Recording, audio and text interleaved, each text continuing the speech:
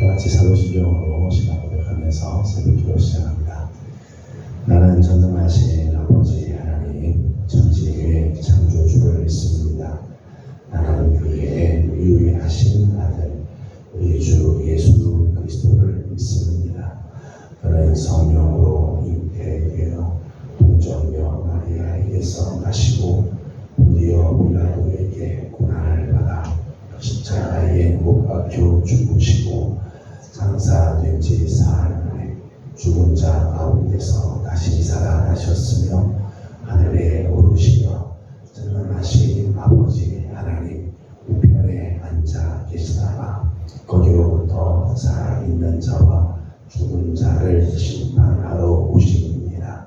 나는 성령을 믿으며 거룩한 공교회와 성도의 교제와 죄를 용서받는 것과 몸의 부활과 영생을 믿습니다. 아멘. 찬송가 436장 같이 읽겠습니다. 436장입니다.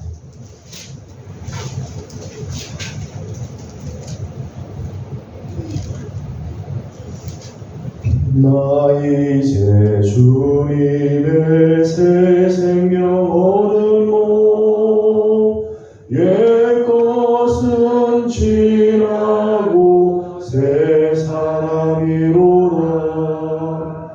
그 생명 내 맘에 강같이 흐르고 그 사랑 내게서 해같이 빛난다.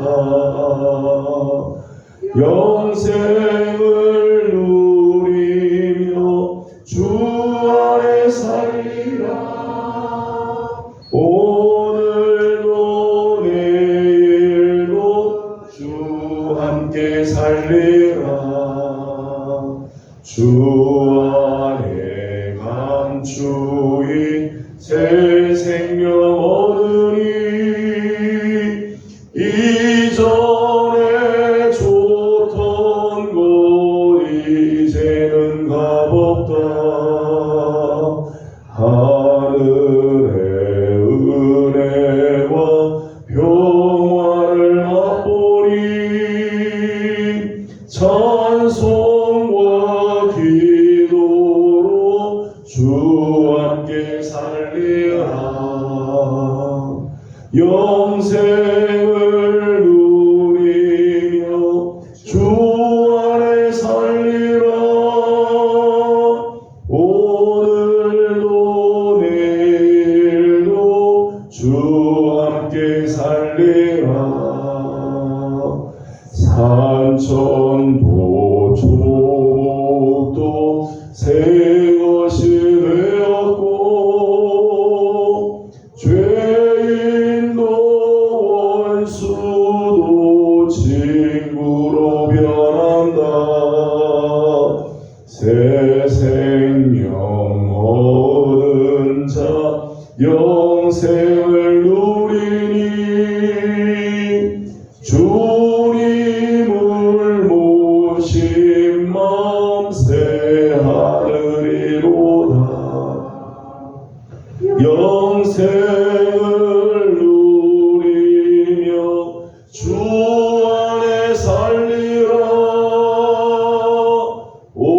오늘도 내일도 주 함께 살리라.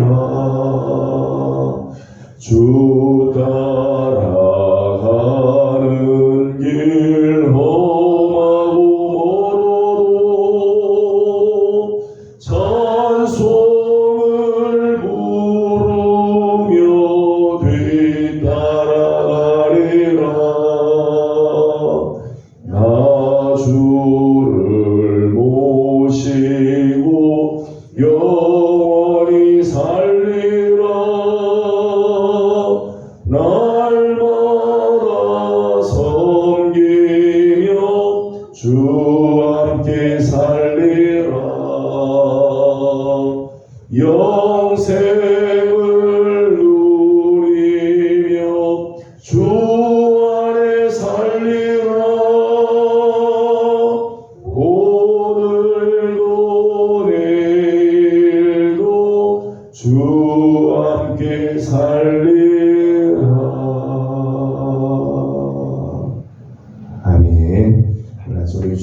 말씀은 신명기 제22장입니다. 신명기 22장, 오늘은 13절에서 30절까지 함께 교독하겠습니다. 신명기 22장 13절입니다. 누구든지 아내를 맞이하여 그에게 들어간 후에 그를 미워하여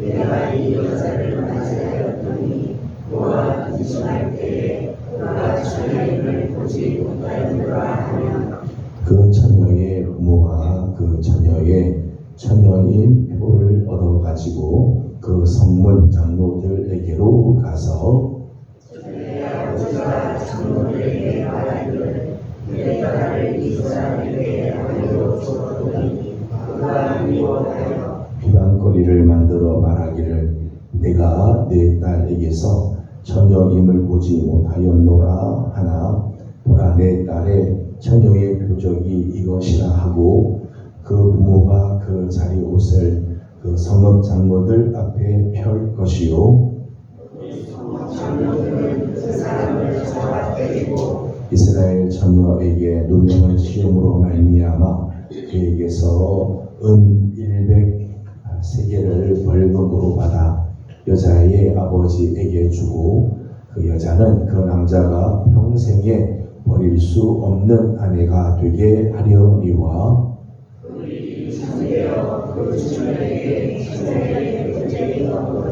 그 처녀를 그의 아버지 집문에서 끌어내고 그 성읍 사람들이 그를 돌로 쳐 죽일지니 이는 그가 그의 아버지 집에서 창기의 행동을 하여 이스라엘 중에서 악을 행하였음이라.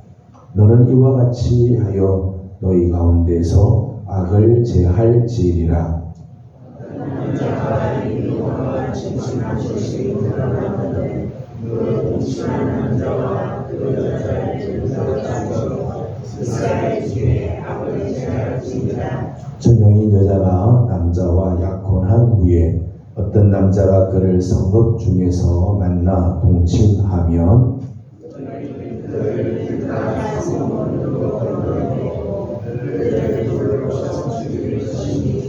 그 처녀는 성화에 있으면서도 이웃을 제하였으며 그 남자는 그 이스라엘을 보였으나 너는 다시 하여 그의 가운데서 악을 제할지니라.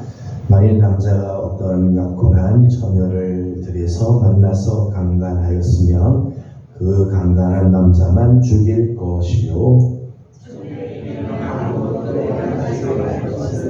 저에게는 죽일 죄가 없으나 이 일은 사람이 일어나 그의 이웃을 죽인 것과 같은 것이었으나 남자가 여자를 들여서 만난 까닭에 그 약혼한 여자가 처녀가 소리질러도 구원할 자가 없었음이니라. 만일 남자가 약혼하지 아니한 처녀를 만나 그를 들고 동침하는 중에 그 사람이 발견되면 그 동침한 남자는 그 처녀의 아버지에게 은 50세겔을 주고 그 처녀를 아내로 삼을 것이라. 그가 그 처녀를 욕보였은즉 평생에 그를 버리지 못하리라. 사람이 그의 아버지의 아내를 취하여 아버지의 하체를 드러내지 말지니라. 아멘. 오늘 아침도 새벽을 깨우며 주님 앞에 엎드리는 우리 모든 성도들에게 하나님의 은혜와 또 평강이 함께하여 주시기를 소망합니다. 성에 대해서 보수적으로 생각하는 것, 예를 들면 혼전 수교를 꼭 해야 된다. 절대적으로 수교를 지키기 위해서는 목숨도 내놔야 된다. 이런 보수적으로 성에 대해서 생각하는 것을 오늘날 세상은 전 근대적인 사고방식이다. 혹은 시대착오적인 발상이라고 생각하는 그런 경향들이 있죠. 오늘 우리가 살고 있는 이 시대, 우리 자녀들이 살아가야 할 앞으로의 세대는 점점 더 이 성에 대해서 아주 개방된 사회를 지금 우리가 만나고 있습니다. 사회가 점점 개방화되면서 서구 문명이 우리나라에 이제 점점 우리에게 가까이 이제 유입해 들어오게 되고, 전통적인 유교 사상에서 입각한 전통적인 윤리가 아니라 가치관들이 점점 그 빛을 이제 잃어가게 되면서, 특별히 이 성의 문제에 있어서 개방 사회가 되는 것이 가속화되고 있다고 말할 수 있습니다.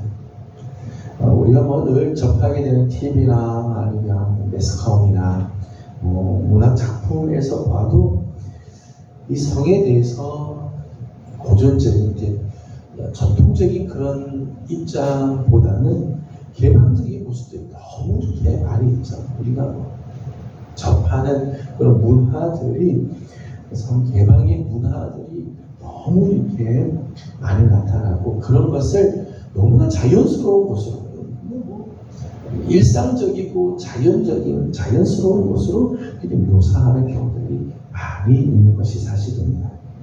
하지만 사랑과 성을 개방하는 것과는 반드시 일치하는 건 아니죠.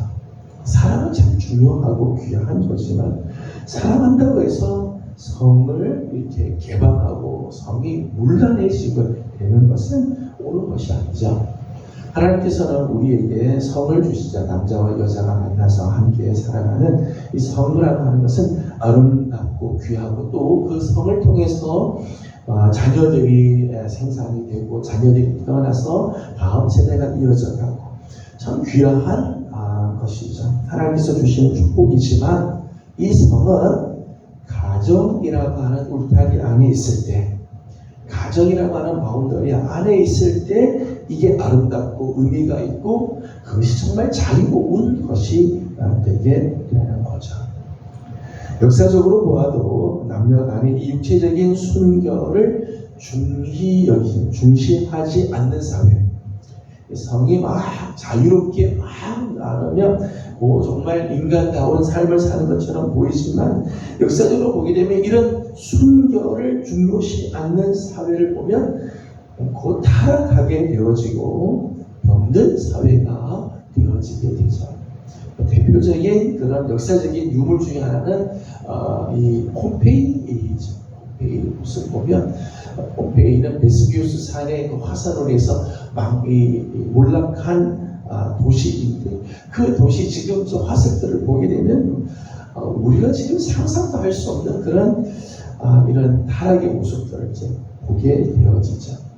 소돔과 고모라가 그렇죠. 소돔과 고모라가 이 성적으로 타락함으로 인해서 하나님의 심판을 받게 되는 모습들을 보게 됩니다. 육체의 순결이 지켜지지 않고는 진정한 정신적인 순결, 영적인 순결을 기대할 수가 없죠. 육체적인 순결이 이게 단순한 육체의 순결 정도로 끝나는 게 아니라, 이게 진정한 영적인 순결과 정신적인 순결로 이어지게 된다는 것. 이게 지켜지지 않으면 도덕적인 몰락에 이은 문명의 붕괴까지 이어지게 되어지게 되죠. 이런 면에서 교회와 성도는 역사적인 사명이 있다는 거죠. 이 사회의 마지막 보루가 되고, 마지막 이 사회가 거룩한 순결한 하나님께서 깨끗한 그런 사회가 되게 하는, 순결을 지키는 역사적인 사명이 교회에 있다고 말할 수 있습니다. 오늘 우리가 함께 읽은 이 신명기 22장 전체가 순결에 대한 말씀, 어제 우리가 함께 나눈 말씀, 영적 순결의 삶의 모습에 대해서 함께 나눴는데, 오늘 우리가 함께 읽은 본문은 육체적인 순결에 대한 규례라고 말할 수 있습니다. 오늘 본문에는 몇 가지 상황을 이야기했습니다. 첫 번째 상황은 아내를 맞이했는데 아내에게서 처녀의 표적이 없을 때 어떻게 할 것인가 하는 거죠. 21절 말씀을 읽어보도록 하겠습니다. 21절 같이 보겠습니다. 그 처녀를 그의 아버지 집 문에서 끌어내고 그 성읍 사람들이 불로 쳐 죽일지니, 이는 그가 그의 아버지 집에서 장기의 행동을 악을 행하였음이라. 너는 이와 같이 하여 너희 가운데서 악을 제할지니라. 아멘. 21절 말씀을 보게 되면 남자와 여자가 결혼을 했는데 아내를 맞이했지만 그 아내에게서 처녀의 표적이 없다. 다시 말하면 결혼하기 전에 순결을 잃었다는 거죠. 이런 경우에는 성읍 사람들이 그를 돌로 쳐 죽여야 한다. 그래서 그 사회에서 그 가운데 너희 가운데서 악을 제하도록 하라는 거죠. 왜냐하면 아버지 집에서 창기의 행동을 했기 때문이라는 거예요. 그러니까 육체의 순결을 상실하고 결혼하기 전에 이렇게 육체의 순결을 잃어버리면 하나님께서 성읍 사람들이 돌로 쳐 죽이도록 그렇게 했다는 거예요. 그런데 16절과 17절 말씀을 보게 되면 이렇게 이것이 대원칙인데 남자가 결혼을 한 이 남자가 자기 아내가 미워서 비방거리를 만들기 위해서 거짓말로 처녀가 아니다라고 이야기했다. 그렇게 주장을 하는 경우가 있다는 거죠. 그런 경우에는 그의 아버지가 처녀의 표적을 가지고 성읍 사람들에게 알게 해주면 성읍 사람들은 오히려 이 남자를 때리고 그리고 여자의 아버지에게 누명을 씌운 죄값으로 은 100세겔을 주게 됩니다. 그리고 여자는 평생 버리지 못하는 아내가 되게 한다. 이것이 이제 하나님께서 주신 규례이죠. 19절의 말씀을 읽어보도록 하겠습니다. 18절과 19절을 같이 읽겠습니다. 그 성읍 장로들은 그 사람을 잡아 때리고 이스라엘 처녀에게 누명을 씌움으로 말미암아 은 100세겔을 벌금으로 받아 여자의 아버지에게 주고 그 여자는 그 남자가 평생에 버릴 수 없는 아내가 되게 하려니와. 아멘.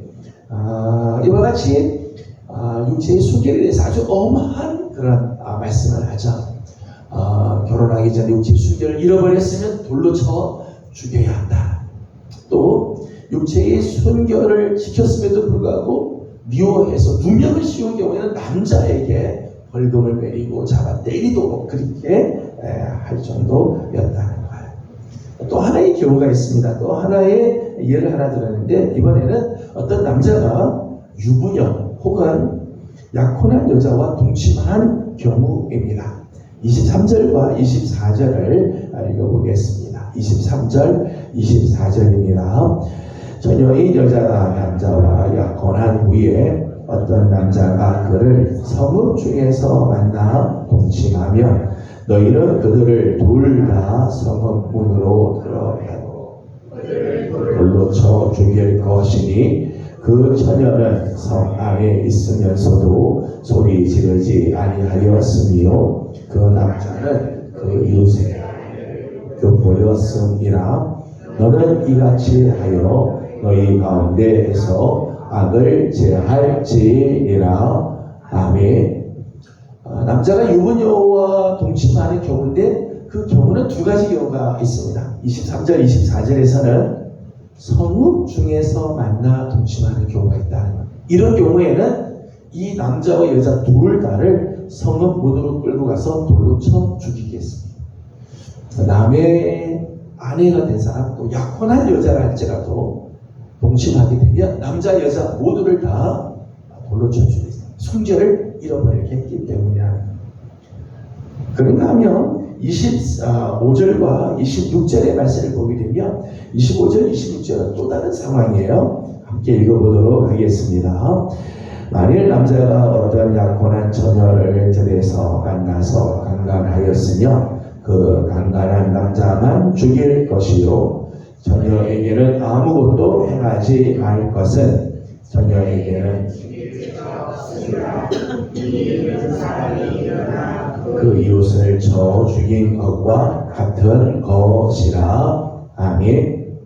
25절과 26절에서는 똑같이 유부녀와 동침을 했지만 들에서 한 경우, 아무도 사람들이 보지 않는 경우, 여자가 아무리 소리를 치고 자기를 도와달라고 해도 도와줄 사람이 없어서 강간을 당한 경우, 이런 경우에는 남자만 죽이고 여자에게는 아무것도 행하지 않아요.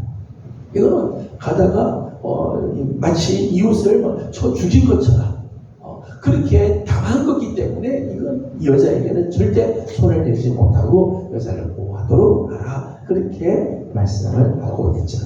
이 두 번째 경우입니다. 또 하나의 경우를 이야기했습니다. 또 하나는 28절과 29절입니다. 28절, 29절을 같이 보겠습니다. 만일 남자가 약혼하지 아니한 처녀를 만나 그를 붙들고 동침하는 중에 그 두 사람이 발견되며 그 동침한 남자는 그 처녀의 아버지에게 은 50세겔을 주고 그 처녀를 아내로 삼을 것이라. 그가 그 처녀를 욕보였은즉 평생에 그를 버리지 못하리라. 아멘. 세 번째 경우는 약혼하지 않은 처녀와 동침하는 경우죠. 그런 경우에는 이 여자 처녀의 아버지에게 은 50세겔을 드리고 그 여자를 자기 아내로 평생 버리지 못한 아내로 삼게 하였습니다. 이것이 이제 육체의 순결에 관한 규례라고 말할 수 있죠. 남자와 여자가 이렇게 결혼하고 나서도 결혼하기 전에 육체의 순결을 잃어버린 경우에 그런 경우에는 돌로 쳐 죽여야 되고, 또 유부녀와 동침한 경우에 성읍에 산 경우에도 돌로 쳐 죽여야 돼요. 절에서 만일 그런 경우는 남자만 죽이게 돼요.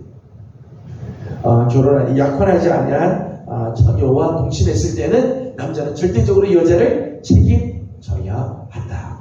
그것이 이제 규례의 내용입니다. 이 규례의 특징을 잠깐 생각해 본다면 몇 가지 특징이 있죠. 하나는 가정의 신성성을 중요시한다. 하나님께서 가정을 아주 중요해요. 그 가정을 중요시하는 데 있어서 아주 중요한 요소는 육체적인 순결이죠. 육체적인 순결이 파괴가 되고 육체적인 순결이 훼손이 됨으로 말미암아 가정이 깨지고 상처를 입게 된다. 그래서 하나님께서 가정이 깨지지 않기 위해서 하나님께서 육체적인 순결을 지키도록 그렇게 명령하고 계신다는 거예요. 여러분, 우리가 지금 서두에도 말씀드린 것처럼 성이 개방된 사회를 살고 있지만은 지금도요, 이혼 사유의 제1 원인이요, 이 배우자의 외도죠. 이혼하는 가정, 지금 아무리 성 개방하고 있다, 성에 대해서 자유롭게 생각한다고 하지만은 여전히 이혼 사유의 제1 원인은 배우자의 외도에 있습니다. 가정을 파괴하는 주범, 가정을 깨뜨리게 하는 그 주범은 이 육체적인 순결을 잃어버린 데서부터 나타나요. 가장 주범은 바로 여기에 있다는 거예요. 그만큼 육체적인 순결 꽤 중요하죠. 정신으로만 순결하면 되고 영적으로만 순결하면 되지, 그렇지 않아요. 육체적인 순결이 무너지면 가정이 무너지게 되고, 가정이 무너짐으로 인해서 그 사회가 몰락을 향해서 달려가게 되어진다. 그래서 정신적 순결, 영적인 순결 못지않게 육체적인 순결이 중요하죠. 연관이 다 되어 있기 때문입니다. 또 하나 오늘 본문을 보게 되면 여자에 대해서 아주 보호를 해주고 있는 부분을 보게 돼요. 이스라엘 사회는 가부장적인 사회라고 말할 수 있죠. 남성 중심의 사회입니다. 그럼에도 불구하고 오늘 육체의 순결의 부분을 보게 되면 하나님께서 약자인 여자를 하나님께서 보호해 주는 것을 보게 되죠. 여자를 보호해 줘요.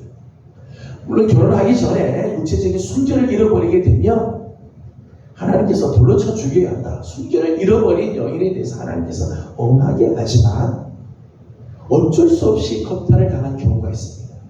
그런 경우에는 여자를 보호해주자. 남자는 돌로 쳐 죽이지만 여자는 육체적인 순결을 그냥 잃어버렸다고 해서 그냥 돌로 쳐 죽이는 게 아니라 어쩔 수 없이 틀에서 이렇게 당한 경우는 하나님이 그 여자를 보호해 주게 되죠. 처녀로서 동침한 여자의 경우도 하나님께서는 보호해 주죠. 이 여자를 그 동침한 남자가 반드시 책임져 줘야 돼요. 육체적인 순결을 잃게 했으면 책임지고 결혼해서 아내로 삼아야 한다라고 말씀을 합니다. 하나님께서 이 율례를 보면서 하나님께서는 참 사회적인 약자라고 생각하는 여인을 이때부터 보호하시고 여자의 순결을 지켜주시려고, 또 그 순결을 지키려고 할 때 하나님께서 그를 또 보호해 주시는 하나님의 손길을 보게 되어집니다. 오늘 이 규례의 또 하나의 특징은 육체적인 순결의 파괴는 곧 사회의 부패와 타락으로 연결되게 된다는 거죠. 단순히 나 개인의 육체의 순결을 지키는 것으로 끝나는 게 아니라 이 육체의 순결이 깨지게 되면 사회가 점점점 부패해지고 타락으로 연결되어진다는 것. 오늘 21절 마지막을 보게 되면 너희 가운데서 악을 제하라 라고 하는 말씀이 나오죠. 악을 제하라. 22절 마지막에도 이스라엘 중에 악을 제하라 라고 말씀을 해요. 24절 마지막에도 너희 가운데서 악을 제할지. 육체적인 순결을 지키는 것이 그 사회에서의 악을 제하는 일이죠. 이 육체의 순결을 잃어버리고 육체의 순결을 망가뜨리고 파괴하는 것은 그 사회의 악이라고 이야기를 합니다. 그 악을 제하기 위해 돌로 쳐 죽이기도 하고 징벌을 내리기도 하고 있다. 오늘 우리들이 살고 있는 우리 사회에 또 우리들이 자녀들 다음 세대들이 만나게 될 사회는 이런 성적으로 굉장히 개방된 사회를 살게 됩니다. 이런 참 우리 자녀들의 세대에 하나님 앞에서 정말 육체적으로도 정신적으로도 또 영적으로도 순결한 삶을 사는 것이 얼마나 중요한지 우리는 자녀들에게 가르치고 하나님 앞에서 깨끗한 삶을 살도록 힘을 쓰게 우리는 가르쳐야 하죠. 그것이 우리 개인적으로도 가정으로도 또 나아가서는 이 사회로도 하나님께서 지켜주시고 하나님의 거룩한 은혜가 임하게 되는 통로이기 때문입니다. 우리 교회와 우리 교회를 통해서 우리나라에 다시 한번 이 거룩한 바람이 불어오고 순결한 나라가 되는 아름다운 은혜가 있기를 소망합니다. 기도하겠습니다. 거룩하신 우리 하나님 은혜와 사랑을 감사드립니다. 지난밤도 주님의 은혜 가운데 저희들을 편히 쉬게 하시고 오늘 아침 또 우리에게 새 날을 허락해 주시며 하나님 앞에 엎드려 하루를 또 시작하게 하여 주신 것 감사드립니다. 자비로우신 우리 아버지 하나님 오늘 특별히 육체의 순결에 대한 말씀을 하나님께 우리에게 말씀해 주며 육체의 순결을 중히 여기지 않고 파괴되게 되면 개인적으로도 가정도 깨지게 되고 더 나아가서는 사회가 부패하고 악이 만연해지게 되는 그런 모습들을 하나님 말씀해 주시면서 순결을 지키는 것이 얼마나 중요한지를 또 강조해 주셨는데 하나님 특별히 오늘 우리가 살고 있는 이 시대가 성적으로 개방이 되고 점점점 성이 문란해져가는 그런 세대가 다가오고 있는데 하나님 교회와 성도들이 하나님 이런 가운데서도 하나님 순결을 지키되 육신의 순결도 정신적 영적 순결을 지킴으로 하나님 이 사회가 다시 한번 거룩한 사회가 되어지고 깨끗하고 하나님 보시기에 아름다운 사회가 되어지도록 우리 하나님 교회를 세워주시고 이 민족을 이 나라를 이 사회를 하나님 거룩하게 하나님 인도하여 주시옵소서. 하나님 나라를 하나님 특별히 기억하여 주시고 위정자들에게 지혜와 은혜를 거룩한 마음을 주셔서 하나님 우리나라가 정말 다시 한번 하나님의 은혜 가운데 복을 받는 민족이 되게 하여 주시옵소서. 오늘 아침도 간구하고 기도하는 제목들마다 우리 하나님께서 은혜를 도와시고 아름다운 응답으로 함께해 주시기를 원하옵고 예수님의 이름으로 기도드리옵나이다. 아멘. 하늘에 계신 우리 아버지, 아버지의 이름을 거룩하게 하시며 아버지의 나라가 오게 하시며 아버지의 뜻이 하늘에서와 같이 땅에서도 이루어지게 하소서. 오늘 우리에게 일용할 양식을 주시고 우리가 우리에게 잘못한 사람을 용서하여 준 것 같이 우리 죄를 용서하여 주시고 우리를 시험에 빠지지 않게 하시고 악에서 구하소서. 나라와 권능과 영광이 영원히 아버지의 것입니다. 아멘. 주신 말씀을 기억하면서 오늘은 나라와 민족을 위해서 기도하는 날입니다. 지금 우리 한국 사회가 녹록지 않은 그런 상황이 있습니다.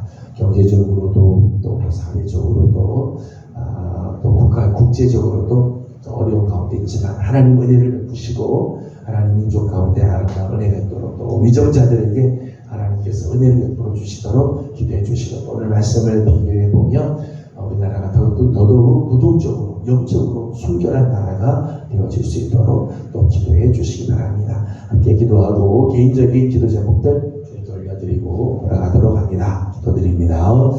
거룩하시고 자비하신 우리 하나님 은혜와 사랑을 감사드립니다. 오늘도 우리 사랑하는 성도들을 주의 저로 부르시고